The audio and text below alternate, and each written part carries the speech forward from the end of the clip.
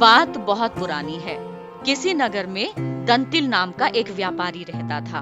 उसकी बुद्धिमानी के चर्चे बहुत दूर दूर तक थे।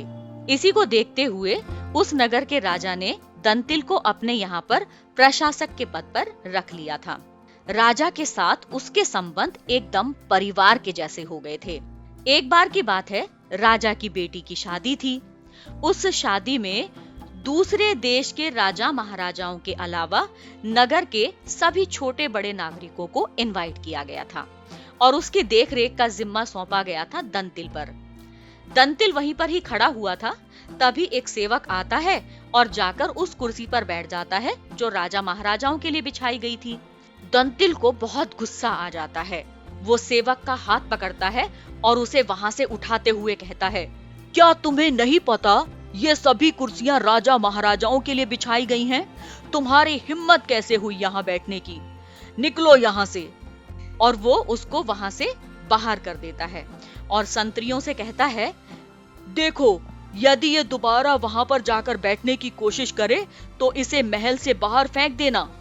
ये बात सेवक को बहुत बुरी लग जाती है और वो दंतिल से बदला लेने की ठान लेता है।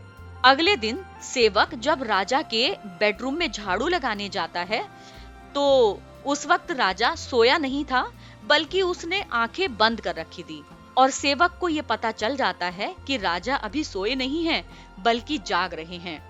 सेवक बड़बड़ाने लग जाता है। वो कहता है, हे भगवान, ये दंतिल भी ना बहुत ही बुरा इंसान है, एकदम धूर्त है। देखो तो सही, महारानी के साथ कितना बदतमीजी से बात करता है। राजा उसकी बात सुनकर खड़ा हो जाता है और उससे कहता है, क्या कहा तुमने? क्या दंतिल महारानी के साथ दुर्व्यवहार करता है? सेवक दौड़कर राजा के पैर पकड़ लेता है और कहता है, क्षमा करे महाराज, दरअसल जब मेरी नींद पूरी नहीं होती है ना, तो मैं ऐसे ही बड़बड़ाने लगता हूँ। लेकिन राजा के दिमाग में ये बात बैठ जाती है और वो दंतिल का आना जाना महल में बंद करने के आदेश दे देते हैं। इधर जब दंतिल तैयार होकर अपने काम पर जाने के लिए महल की तरफ निकलता है तो संतरी उसका रास्ता रोक लेते हैं। दंतिल कहता है, अरे जाने दो मुझे, महल में मुझे काम है। संतरी कहता है, क्षमा करे हुजूर, दरअसल महाराज ने आपका महल में प्रवेश बंद कर दिया है। आज से आप महल में नहीं आ सकते हैं। ये सुनकर दंतिल को बड़ा अजीब लगता है, लेकिन तभी उसकी नजर सामने खड़े हुए सेवक पर पड़ती है जो दंतिल को देखकर मुस्कुरा रहा था। वो समझ जाता है कि सारा किया धरा सेवक का ही है। वो उसके पास जाता है और उससे क्षमा मांगता है। उसे अपने घर लेकर जाता है, अच्छा अच्छा खाना खिलाता है, सुंदर सुंदर कपड़े देकर उसे विदा करता है। और जाते समय सेवक उससे कहता है, चिंता ना करें हुजूर, आपको आपका खोया हुआ सम्मान वापस मिल जाएगा। ऐसा कहकर वो वहां से चला जाता है।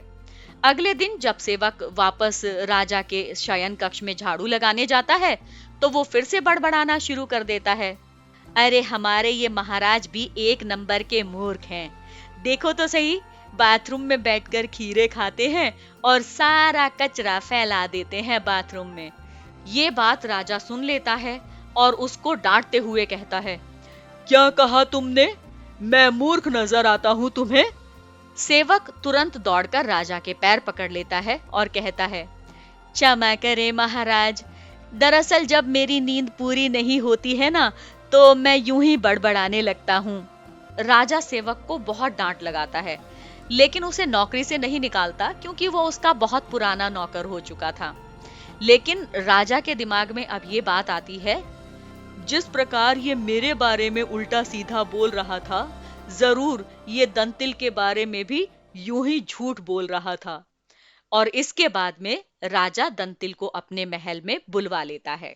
तो बच्चों, इस कहानी से हमें ये सीख मिलती है कि हमें किसी को छोटा या बड़ा नहीं समझना चाहिए, बल्कि सभी को बराबर सम्मान देना चाहिए। मुझे यकीन है कि आपको मेरी ये कहानी जरूर पसंद आई होगी। हमारे वीडियो को लाइक करें, शेयर करें और बचपन चैनल को सब्सक्राइब करें।